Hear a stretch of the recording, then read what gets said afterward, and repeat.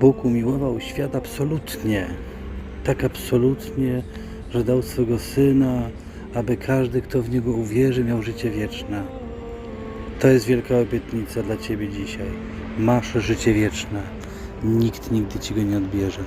Ono jest w Twoich rękach. Jeżeli ktoś Ci powie, nie pójdziesz do nieba, nie wierz mu.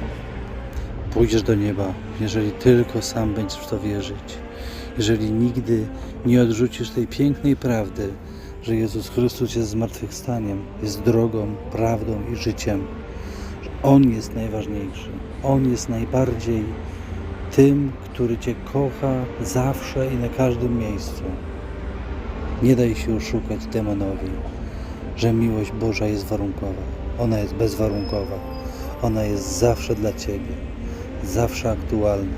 Nigdy się nie przedawni. Subskrybuj po więcej. Niech Pan Bóg Ciebie błogosławi.